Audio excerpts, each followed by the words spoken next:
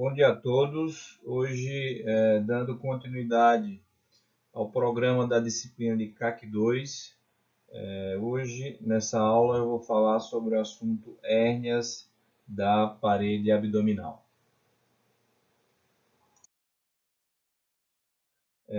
A primeira coisa que a gente tem que saber para falar dos procedimentos de correção cirúrgica das hérnias da parede abdominal é a anatomia topográfica superficial abdominal, ok? Então, o abdômen, superficialmente, ele é dividido em regiões topográficas, ok? E essas regiões topográficas, elas são subdivididas basicamente por 4 linhas, né? A linha hemiclavicular direita, a linha hemiclavicular esquerda, um plano, uma linha imaginária que passa pelo rebordo costal e uma linha imaginária que passa pelo tubérculo da crista ilíaca. E aí o abdômen vai ser dividido em 9 regiões. Okay?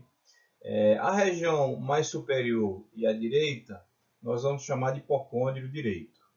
A região superior central, de região epigástrica. A região superior esquerda, de hipocôndrio esquerdo.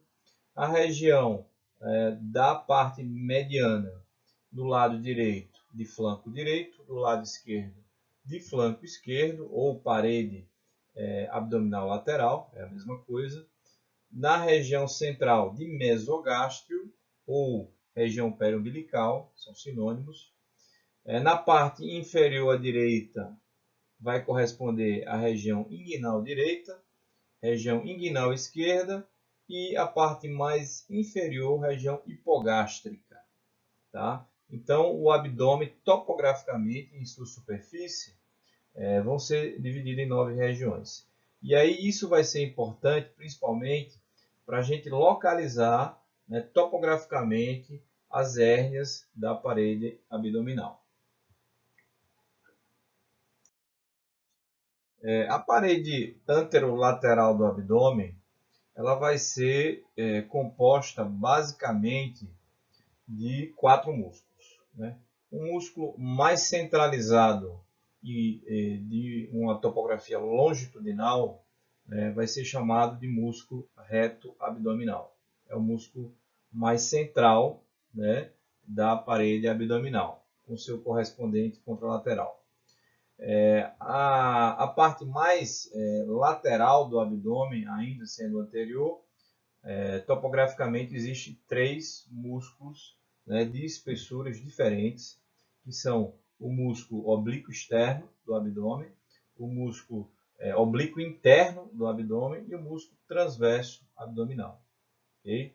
Então, esses 3 músculos eles vão compreender, né, vão se originar nas costelas e vão se inserir na linha mediana, na linha alba do indivíduo. Essa linha esbranquiçada, né, que compõe um centro tendinoso, onde há a junção de todos os aspectos tendinosos desses músculos. Okay? Então, basicamente, temos 4 grandes músculos na parede anterolateral do abdômen. Inferiormente aqui temos um pequeno músculo, né, que corresponde a um espessamento de fibras aqui da parte inferior do reto abdominal, que é chamado músculo piramidal. Tá? Então, quando a gente for estudar, né, as hérnias da parede abdominal, a gente tem que perceber que a maioria das vezes essas hérnias elas vão aparecer em fraquezas da musculatura da parede abdominal do ser humano, né? Seja homem, seja mulher. Esse slide aqui, ele está mostrando, né, a irrigação do músculo reto abdominal. Então, essa irrigação do reto abdominal, basicamente, ela é composta por irrigação superior e irrigação inferior. Essa irrigação inferior é a artéria, são os vasos, né, artéria e veia epigástrica inferiores profundas. Tá? Então, existem as artérias e veias epigástricas inferiores superficiais, né, que vem aqui a veia ramo aqui da femoral, né, tributária da femoral, e as artérias e veias epigástricas superiores profundas, que basicamente são a continuação da torácica interna, né? Vem aqui na região do externo e continua por dentro da massa muscular do músculo reto abdominal. Tá? Então essa irrigação ela é de suma importância para a gente tentar compreender principalmente a topografia das hérnias da região inguinal. Tá? Então, a região inguinal do ser humano, principalmente do sexo masculino, existe uma topografia bem peculiar, né? Uma anatomia bem peculiar, onde vai corroborar, vai facilitar o aparecimento dessas hérnias, né? Que eu vou definir mais adiante, da parede abdominal. Tá? Sempre lembrando que a parede anterolateral do abdômen é composta por 3 músculos de espessuras diferentes, tá? que vêm da região torácica e da região posterior abdominal e vão se unir todos, né, na linha média do abdômen, que é a linha alba. Bom, essa linha média do abdômen, que é a linha alba, né, quando ela está acima da cicatriz umbilical, vocês podem perceber que o folheto posterior aqui do músculo reto abdominal, ele é composto por um folheto do músculo oblíquo interno e do músculo transverso vão compor esse folheto posterior. Abaixo da cicatriz umbilical, a gente pode perceber que anatomicamente os 3 folhetos vão passar anteriormente, né, ao músculo reto abdominal. E posteriormente aquela bainha que era mais forte porque tinha tendão, agora basicamente você vai ter a fáscia transversalis e o peritônio. Tá? Então vai ser abaixo da cicatriz umbilical um mecanismo de fraqueza da parede abdominal por uma peculiaridade anatômica. Novamente aqui mostrando a irrigação da parede abdominal, que vai basicamente ser ramos dos intercostais e da torácica interna superiormente, e inferiormente ramo da femoral, né, que é a artéria epigástrica superficial, é ramo da femoral, quando ela passa pelo ligamento inguinal, e inferiormente aprofunda pela artéria ilíaca. Bom, falando das hérnias da parede abdominal, propriamente dito, a primeira definição que eu quero falar aqui é a definição de hérnia. Então, hérnia significa no latim ruptura, né? Então, é uma ruptura da parede abdominal. Então, o termo hérnia é uma protrusão de um órgão ou tecido através de um orifício natural ou adquirido. Então, na grande maioria das vezes, essa protrusão vai ser adquirida naturalmente pelo ser humano, pelas fraquezas da parede abdominal.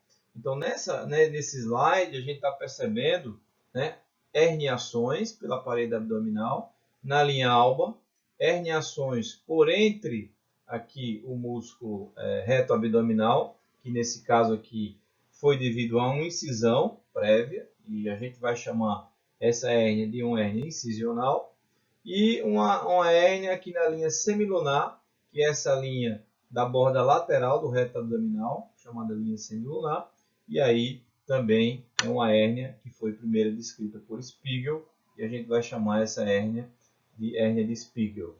Okay? Bom, então aqui na localização do defeito herniário, o médico ele vai classificar, né, vai fazer uma nomenclatura da hérnia de acordo com a topografia na parede abdominal anterior. Então, como o nome já está dizendo, hérnia inguinal é a hérnia na região inguinal. Tá? Então, a hérnia inguinal ela pode ser direta ou ela pode ser indireta, que é a hérnia pelo canal inguinal do indivíduo, pelo funículo espermático. A hérnia femoral é uma hérnia que acontece pelo anel femoral ao nível da região inguinal. Né? A hérnia umbilical é uma hérnia que acontece ou no umbigo ou próximo a ele. A hérnia epigástrica é uma hérnia que acontece na linha alba, né, acima, né, entre o umbigo e o apêndice tifoide. Vai ser chamada de hérnia epigástrica. A hérnia de Spiegel acontece sempre na linha semilunar do indivíduo, ou do lado direito ou do lado esquerdo. A hérnia incisional sempre vai acontecer por uma cicatriz abdominal cirúrgica prévia. Nesse lado aqui, uma cicatriz de apendicectomia. E aí pode acontecer uma hérnia devido à fraqueza que acontece na cicatrização dessas incisões. E aí a gente tem a hérnia da parede abdominal posterior, que são as hérnias de Greenfeld e Petit, que eu vou falar posteriormente. E ainda existe da parede abdominal as hérnias do assoalho pélvico, que são bastante raras. Então a gente pode ver que existe uma ampla gama de hérnias da parede abdominal, onde no caso o médico ou o cirurgião ele tem que ter o conhecimento da anatomia para entender como corrigir essas hérnias e como fazer esse tipo de diagnóstico. Sempre lembrando que o diagnóstico de hérnias, na maioria das vezes, vai ser pelo exame clínico. Então, o médico, com o exame clínico, usando a semiologia, a semiotécnica, ele vai fazer o diagnóstico desse tipo de hérnia. As hérnias também elas podem ser classificadas como redutíveis ou irredutíveis, né? Encarcerada, estrangulada, obstruída, por deslizamento, hérnia de Richter, que é uma hérnia em pinçamento, de Littré, né? Onde o divertículo de Meckel está presente nessa hérnia, e uma hérnia de Amiens, onde uma apendicite aguda está presente nessa hérnia. Então, a gente pode classificar essas hérnias de acordo com a sua nomenclatura, com inúmeras nomenclaturas diferentes desse indivíduo. Aqui é o divertículo de Meckel, que estava dentro de uma hérnia, e aí quem primeiro descreveu essa hérnia com o divertículo de Meckel dentro dela é uma hérnia de Littré. Então, o divertículo de Meckel, para quem não sabe ainda, é um resquício embrionário de um ducto que não se fechou completamente, né, na embriogênese do indivíduo. Então, pessoal, quais são os fatores de risco de um indivíduo ter uma hérnia? O principal fator de risco para o indivíduo ter uma hérnia é o fator genético, ou seja, o indivíduo já nasce com a flacidez no tecido conjuntivo e existe uma tendência genética familiar de o indivíduo passar de pai para filho, né, ou de mãe para filha, as questões genéticas da presença de hérnias. Mas existem alguns fatores de risco que são adquiridos durante a vida do indivíduo, né? O tabagismo, né, a doença pulmonar obstrutiva crônica, o torcedor crônico, o indivíduo constipado de longa data, o indivíduo que tem problema de próstata, o indivíduo que faz muita força na parede abdominal para o ato de micção, né? E atividade laborativa que envolve levantamento de peso diário, né? Então, o indivíduo é um trabalhador da construção civil, ele pega muito peso diariamente. Então, todos esses indivíduos aqui, eles têm um fator de risco aumentado para a presença de hérnia. E eu vou falar para vocês que hérnia está presente, as hérnias da parede abdominal estão presentes em cerca de 10 a 12% da população mundial. Então, de cada 10 pessoas, um vai ter ou tem atualmente a presença de algum tipo de hérnia da parede abdominal. Então, é uma patologia muito frequente na prática clínica. A gestação também é um fator de risco para hérnias. E a hérnia principal associada à gestação é a hérnia umbilical, onde há uma protusão do botão, né, umbilical, da cicatriz umbilical, e o indivíduo do sexo feminino tem uma hérnia que a gente chama de hérnia umbilical. E essa hérnia umbilical ela acontece principalmente pela diástase do músculo reto abdominal. Ou seja, com o avançar da gestação, a linha alba vai se tornando uma linha que chama linha negra, ou seja, ela vai perdendo consistência e a musculatura ela vai se separando, né, uma da outra. E aí o que vai acontecer? O nome disso, desse afastamento dessa musculatura, a gente vai chamar o termo científico de diástase. Então, diástase do reto abdominal é nada mais nada menos que o afastamento da linha mediana, né, de cada lado dos músculos reto-abdominais. Com esse afastamento, então essa figura aqui nós estamos vendo, com esse afastamento, há uma protusão do conteúdo abdominal por um local mais fraco, que no caso é a cicatriz umbilical.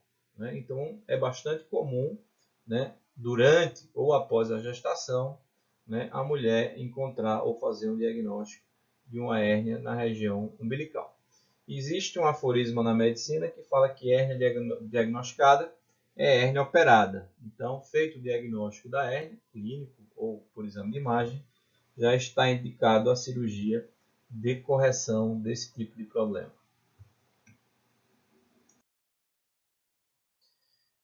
As hérnias da linha mediana e da linha paramediana, né, eu já falei anteriormente, são as hérnias umbilicais, né, que podem ser até 3 centímetros para cima ou abaixo do umbigo. Então, 3 centímetros acima ou 3 centímetros abaixo da cicatriz umbilical, a gente considera como hérnia umbilical. Acima disso ou abaixo disso, a hérnia ela já muda de nome. A hérnia vai virar ou uma hérnia epigástrica, se for acima, ou abaixo, uma hérnia infraumbilical. Tá? Então, já não consideramos mais o termo hérnia umbilical. E se for na linha semilunar, se a hérnia acontecer na linha semilunar, que é a transição entre o músculo reto abdominal e o músculo oblíquo externo, interno e transverso do abdômen, essa hérnia vai ser denominada de hérnia de Spiegel, né? Ou Spigeliana. Okay? Nesse slide aqui, nós estamos vendo, né, um diagnóstico de uma hérnia de Spiegel. Então, se às vezes o médico ele tem alguma dificuldade de palpar esse conteúdo da hérnia, às vezes a hérnia é uma hérnia pequena, faz-se um exame de imagem e aqui nesse exame de imagem, uma tomografia do abdômen mostra a presença de uma extrusão de conteúdo abdominal, né, para a região do subcutâneo nessa topografia. Tá? Então, aqui já é um ato cirúrgico de correção dessa hérnia, que nós chamamos de herniorrafia ou hernioplastia, de acordo se vai ou não colocar uma tela para proteger essa região, para reforçar essa região. E aqui nós estamos vendo claramente a linha semilunar do bordo lateral do reto e uma protrusão acontecendo aqui pelo peritônio. Tá? Então, o cirurgião, nesse caso, ele vai ter que colocar uma tela, né, para reforçar a musculatura dessa região, evitar que esse conteúdo venha a protruir ou formar uma hérnia. Né? Então, a probabilidade de, com o uso de tela, essa hérnia voltar é muito pequena, algo em torno de 3%. Como eu falei anteriormente, as hérnias da região inguinal são as hérnias mais comuns da população e são bem mais comuns no homem do que no indivíduo do sexo feminino. Isso se explica principalmente pela presença do funículo espermático no homem. Né? Então, o canal inguinal, o conteúdo do canal inguinal no sexo masculino é o funículo espermático e suas estruturas. Já no sexo feminino só existe um tecido fibrótico, que é o ligamento redondo do útero. Então, a hérnia inguinal ela é 25 vezes mais comum no homem do que na mulher. Tá? E corresponde do total de hérnias a 75% a 85% do total. Então, a hérnia na região inguinal são bem comuns e elas são divididas em 3 tipos de hérnias. Né? A hérnia inguinal indireta, a hérnia inguinal direta e a hérnia da região femoral. Então, são 3 tipos de hérnia de acordo com a topografia né, desse abaulamento, dessa protusão. Eu vou falar para vocês mais adiante. Esse slide mostra a topografia da parede anterosuperior do canal inguinal, né? Então aqui a gente está vendo a composição dos três músculos, né? E esses três músculos eles vão se inserir, né, com uma estrutura arqueada, né, no pubis do indivíduo, no ligamento lacunar, e a gente vai chamar essa estrutura de tendão conjunto. Então, tendão conjunto nada mais é do que o espessamento, né, na parte final desses músculos, né, oblíquo externo, transverso abdominal e oblíquo interno do abdômen. E aqui a gente pode perceber, né, foi afastado aqui o funículo espermático, uma estrutura anatômica que nós vamos chamar de anel inguinal profundo. Por que anel inguinal profundo? Porque é aqui por onde passa o funículo espermático em direção à região testicular. Então, na origem embrionária do testículo, ele sai da cavidade abdominal e vai em direção ao testículo, passando por esse orifício natural. Então, esse orifício natural, pessoal, é uma fraqueza natural da parede abdominal, ok? Então, o aumento da pressão intra-abdominal por diversos fatores leva ao aparecimento de hérnias pelo canal inguinal ou medialmente aos vasos epigástricos inferiores profundos, né, por esse orifício aqui, que a gente vai chamar de hérnia inguinal direta. Então, a hérnia inguinal direta ela é uma hérnia que vai ser pelo triângulo de Hesselbach, que eu vou falar mais adiante, e a hérnia inguinal indireta vai ser por dentro do funículo espermático do indivíduo do sexo masculino. Então, como o indivíduo do sexo feminino ele não tem funículo, ela não tem elementos de funículo espermático, né? Então, basicamente, no sexo feminino, a mulher vai ter hérnia inguinal direta. Então, quase que não existe na mulher uma hérnia inguinal indireta, mas sim direta. Essa é uma visão, né, da parede abdominal inferior olhando posteriormente. Então, é uma visão olhando da parte de trás. E aqui a gente está vendo, né, os vasos ilíacos, e a partir da passagem deste pelo ligamento inguinal, vão mudar de nome, e vai chamar de vasos femorais, artéria e veia, né? Então, essa abertura, né, medial, a veia, né, no caso aqui femoral, a gente vai chamar de anel femoral, tá? E aqui a gente pode perceber o local da hérnia inguinal direta. Então, onde está escrito aqui hérnia inguinal direta, é um triângulo anatômico chamado triângulo de Hesselbach. Esse triângulo ele é delimitado pelo ligamento inguinal inferiormente, medialmente pelo bordo lateral do reto abdominal, né, e lateralmente pelos vasos epigástricos inferiores profundos. Então, toda a hérnia que acontece nessa topografia do triângulo de Hesselbach, eu vou chamar de hérnia inguinal direta. E as hérnias que vão passar pelo funículo espermático, com todo aquele conteúdo, né, os vasos espermáticos, o funículo espermático do indivíduo. Então, todo esse conteúdo, os nervos, né, o ramo genital do nervo genitofemoral vai entrar aqui dentro também. Então, todos esses conteúdos aqui, né, que são os vasos gonadais, vai ser acompanhado por uma hérnia. E o nome disso é hérnia inguinal indireta.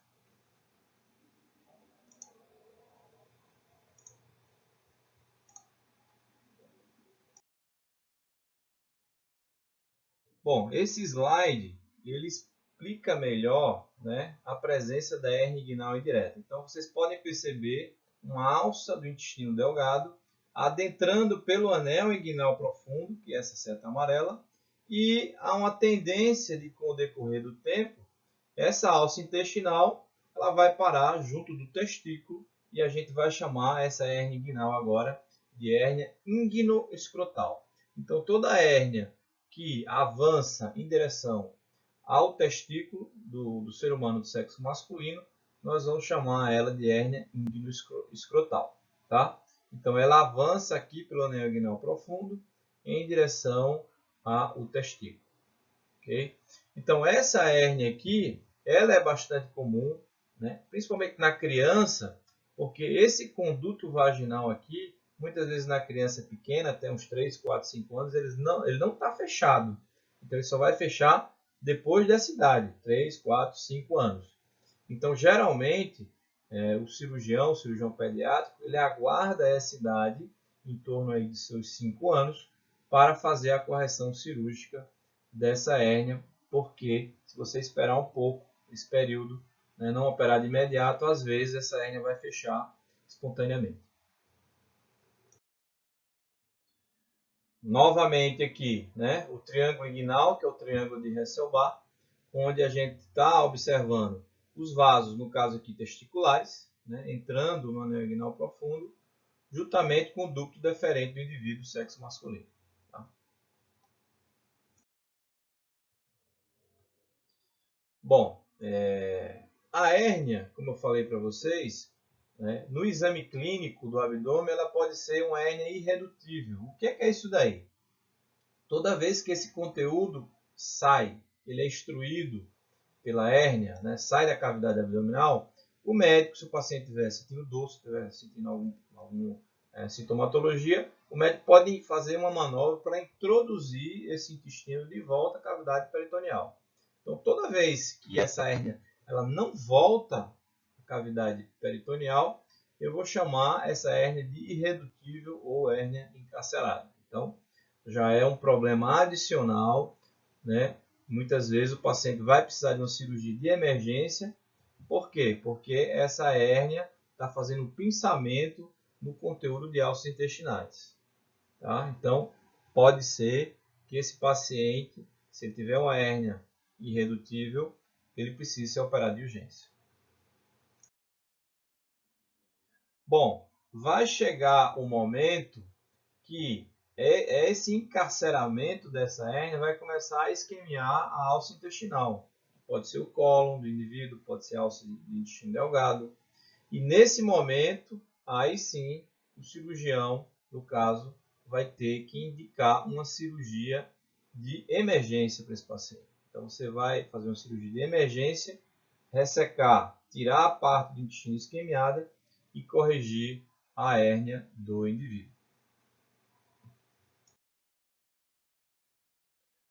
Bom, algumas vezes, pessoal, né, é muito raro isso acontecer, mas pode acontecer, como nesse caso aqui, o seco, juntamente com o apêndice, adentram a hérnia. E aí, com o movimento da musculatura, né, essa hérnia prende o apêndice e aí vai chamar um problema chamado de apendicite aguda. Sendo que quem provocou essa apendicite aguda foi nada mais, nada menos do que a hérnia que o indivíduo tinha. É uma hérnia muito rara, chamada hérnia de Amiens, que é a apendicite dentro do saco herniário, como está presente nessa cirurgia aqui que foi realizada aqui com minha pessoa. As hérnias femorais já são bastante mais comuns na mulher do que no homem. E também são uma hérnia que tem uma chance de encarceramento maior. É uma hérnia que acontece pelo anel femoral dos indivíduos, principalmente do sexo feminino. Sempre lembrar que existem nervos, né, muito importantes que vão passar aqui por essa região e durante o tratamento cirúrgico, né, o cirurgião vai ter cuidado para não haver lesão desses nervos, que o paciente pode ficar com algum tipo de dor pós-operatória ou uma sequela nessa topografia. Né? Então, o ramo genital do nervo inguinal, ele vai passar o nervo inguinal, ele tem um ramo genital que vai em direção ao testículo e é responsável pela contração do músculo cremaster. Então, o músculo cremaster é um músculo que fica sobre o ligamento inguinal e ele é responsável pela suspensão dos testículos do sexo masculino. Tá? É um ramo aqui que se origina de T12. O nervo hipogástrico de T11. E falando do procedimento propriamente dito, né, até 2, 3 décadas atrás, o único tratamento seria o reparo primário, que é basicamente dar pontos fechando essa anatomia, fechando o tendão conjunto junto com o ligamento inguinal. Então existem várias técnicas de fechamento, né, do canal inguinal e da parede abdominal inferior, sendo que nenhuma dessas técnicas garante uma recidiva pequena. Então a recidiva é bem alta. Então hoje em dia não se faz mais esse tipo de técnica cirúrgica, e sim a gente coloca um reforço de tela para que essa hérnia não recidive. Então no reparo primário, a recidiva pode chegar até 30% dos pacientes. Na colocação de tela, a recidiva de 0,3% a 3%. Então é uma recidiva bem menor. Então atualmente já não se faz mais esse tipo de reparo, esse tipo de cirurgia, esse tipo de herniorrafia. Então, no tratamento da hérnia da região inguinal, com um reparo que é um reparo bastante simples, que a gente vai chamar de técnica de Lichtenstein, é a colocação da tela, né, por sobre a aponeurose do oblíquo interno e do transverso do abdômen, tá? Então, essa tela ela vai ficar entre a aponeurose do oblíquo externo e a aponeurose do oblíquo interno e do transverso, nessa topografia. Então, essa hérnia ela tende a ser fechada pela colocação de uma tela, né, um reforço, né, onde esse reforço vai ser colocado cobrindo tanto o anel inguinal superficial como o anel inguinal profundo do indivíduo, nessa topografia aqui, como está mostrado nessa figura. E a tela, né, é uma tela de um tecido sintético, que é o tecido de polipropileno ou tecido de Marlex, né, vai ser colocado e deixado como uma prótese nessa topografia do indivíduo. Então essa figura aqui mostra, né, o antes e o depois de um tratamento de uma grande hérnia íngino-escrotal. Vocês estão percebendo que é um indivíduo obeso, ele tem uma hérnia íngino-escrotal de volume aumentado. Então esse tipo de problema leva a morbidade, né, uma diminuição da qualidade do indivíduo, do sexo masculino. E esse aspecto aqui é o aspecto antes da cirurgia, e após a cirurgia, a hernioplastia, né, que foi feita aqui do lado direito. Vocês podem perceber que todo o conteúdo de alças intestinais que estava no saco, na bolsa escrotal do indivíduo, foi reduzido para a cavidade abdominal e colocado uma tela para que não haja recidiva desse problema. Então, notadamente aqui nessa outra técnica, a gente vai colocar uma tela com dois planos, onde um plano vai ficar pré-peritoneal, ou seja, em contato com o peritônio, dentro do anel inguinal profundo, e o outro plano vai ficar entre a aponeurose do oblíquo externo e a aponeurose do oblíquo interno e do transverso. Tá? Então, esses dois planos de reforço, essa é uma tela que a gente chama de tela tridimensional ou 3D, né, pela técnica de Gilbert.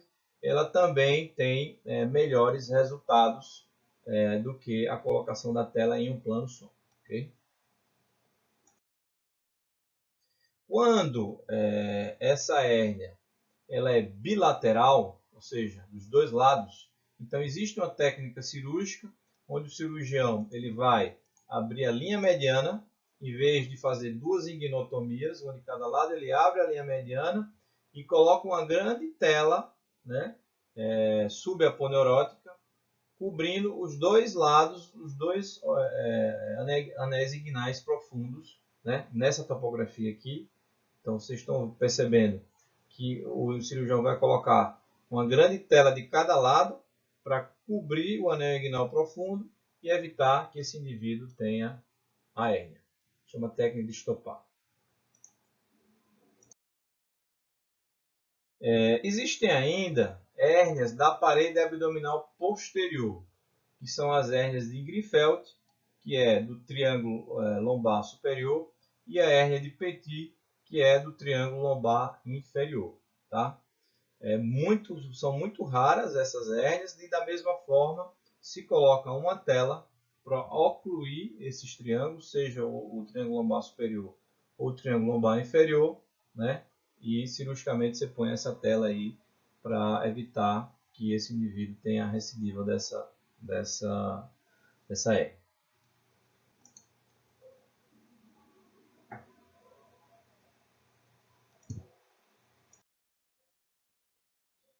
Bom, pessoal, o tratamento das hérnias atualmente, né, hoje em dia, eles podem ser por via laparoscópica. O que quer dizer isso? O cirurgião ele vai entrar com a câmera dentro da cavidade peritoneal e por essa câmera, junto com pinças, ele vai fazer a cirurgia sem nenhuma incisão na parede abdominal, né, na parte superficial. E sim, o reparo vai ser todo o que a gente chama posterior. Tá? Então aqui é uma visão do cirurgião. Então vocês percebam que precisa saber da anatomia. Está o ducto deferente aqui, né? Os vasos gonadais estão vindo aqui, o ligamento umbilical medial, né? E aí vocês podem ver a presença de uma hérnia. Aqui é a topografia dos vasos epigástricos inferiores profundos. E toda hérnia que for lateralmente a esses vasos a gente vai chamar de hérnia inguinal indireta. Então nessa visualização aqui a gente tem uma hérnia inguinal indireta. E nessa visualização aqui, a gente tem uma hérnia inguinal direta. Por que aqui é uma hérnia inguinal direta? Porque ela está medial aos vasos epigástricos inferiores profundos. Tá? Então está aqui, né, uma visão posterior, né, onde a gente vê a topografia, visualiza a topografia da hérnia direta e da hérnia femoral. Então a visualização dessa hérnia é muito fácil pela laparoscopia. Novamente, né, o indivíduo, né, o cirurgião, ele tem que ter a capacidade de compreender a anatomia e vai colocar essa tela cobrindo o anel inguinal profundo do indivíduo. Então está aqui o anel inguinal profundo, né, os vasos gonadais, o ducto deferente, os vasos epigástricos inferiores profundos. Aqui está o triângulo de Hesselbach. Então você vai colocar uma prótese, uma tela, cobrindo, né, o triângulo de Hesselbach e cobrindo o anel inguinal profundo para que esse indivíduo, né, não tenha recidiva desse problema.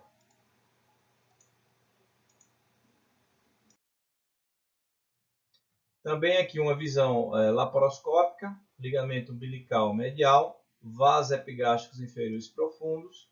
Aqui a gente está vendo uma hérnia inguinal direta e aqui um pequeno abolamento de uma hérnia inguinal indireta. Novamente, uma hérnia inguinal indireta. Aqui está a topografia dos vasos epigástricos inferiores, tá? O ligamento umbilical medial. Novamente, hérnia direta, hérnia indireta. Os vasos epigástricos aqui, o reto abdominal está aqui em cima. E os vasos ilíacos, juntamente com o ducto deferente, os vasos gonadais, estão por debaixo do peritônio aqui nessa topografia. Então, o reparo laparoscópico, o cirurgião vai abrir o peritônio para expor toda essa anatomia e colocar a tela, né, posteriormente por essa anatomia. Então, qual seria, né, a vantagem de fazer esse tipo de técnica? O paciente tem menos dor no pós-operatório, né, uma recuperação muito mais precoce das suas atividades laborais, né, e um retorno mais precoce à sua vida normal. Tá? Novamente, né, sempre lembrar os vasos epigástricos inferiores. E o cirurgião ele vai ter cuidado, né, com a tela, no momento do grampeamento dessa tela na parede abdominal, não grampear estruturas vitais aqui, né? São principalmente os vasos ilíacos.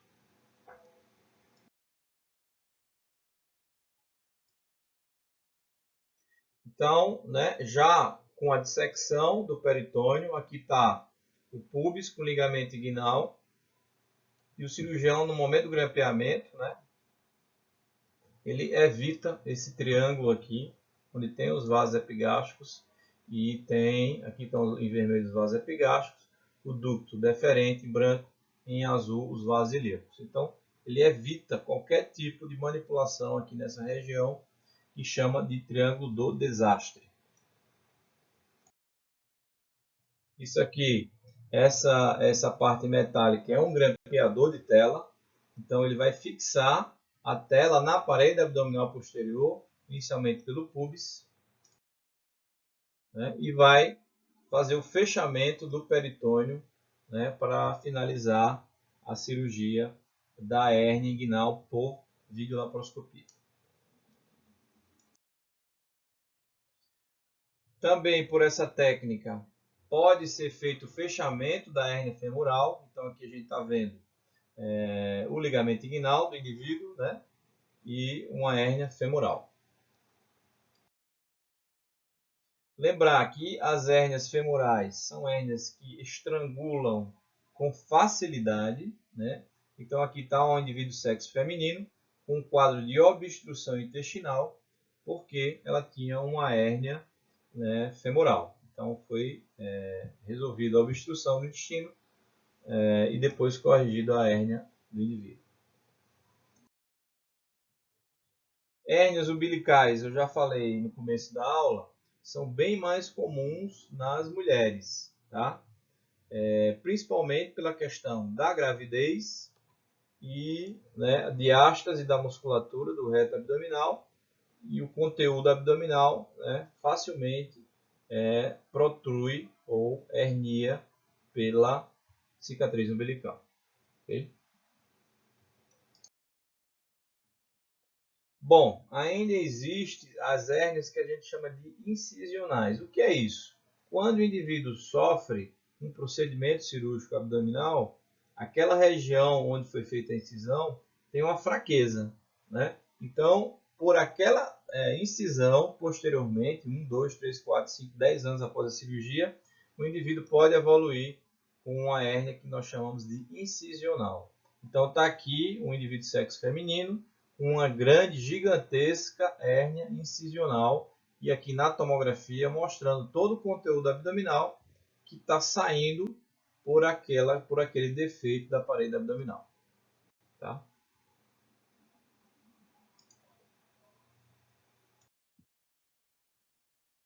Outro exemplo de uma grande hérnia incisional, né, e a tomografia mostra alças de intestino delgado, né, cólon saindo aqui para a região do subcutâneo da parede abdominal, porque o indivíduo tem uma hérnia de uma incisão prévia, né, de uma cirurgia prévia.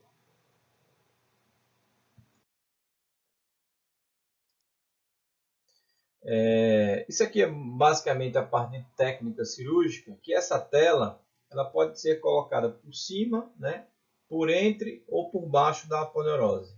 Tá? Então, de acordo com cada hérnia especificamente, né, com maior ou menor índice de recidiva, existem várias técnicas que a gente chama de onlay, inlay, sublay e underlay para a colocação da topografia da tela. Tá?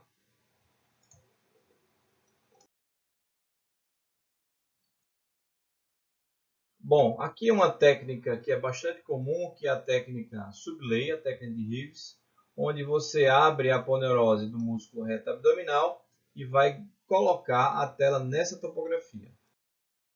Então, a vantagem da técnica de Reeves é basicamente a diminuição da recidiva da hérnia. Então, é uma técnica, né, que tem um índice de recidiva muito baixo. Notadamente aqui, mostrando a dissecção, e já com a colocação final da tela na região abdominal anterior. Então o indivíduo vai ficar com essa tela, né, que com o decorrer do tempo, dos anos, essa tela vai ser incorporada à parede abdominal, né, evitando que esse indivíduo tenha uma hérnia posteriormente. Também, né, mostrando um aspecto intraoperatório. Essa técnica ela também pode ser feita por laparoscopia, é uma técnica mais difícil de ser feita por laparoscopia, mas também pode ser feita. Tá? Estou aqui mostrando a técnica por via laparoscópica.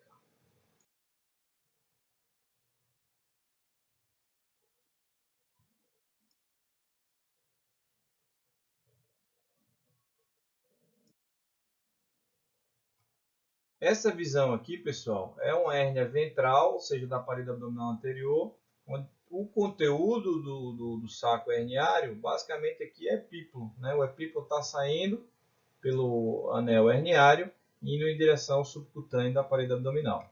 Tá? Então está aqui, né, o grande saco herniário, isso aqui é peritônio, né? Então já foi feita o descolamento do tecido que estava aqui, né, do epíplo, e aí o cirurgião, por via laparoscópica, vai fechar esse orifício e colocar uma tela por dentro.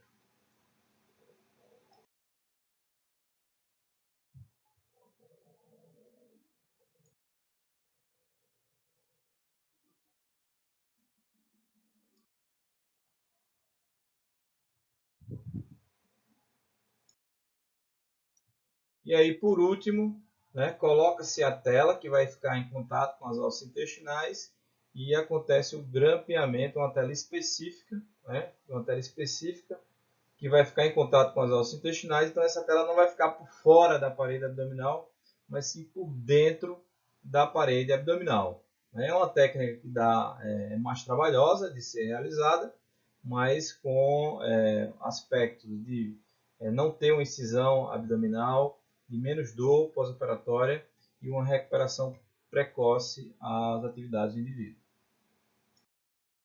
Bom, era isso que eu tinha a falar da questão das hérnias da parede abdominal e até uma próxima aula. Obrigado.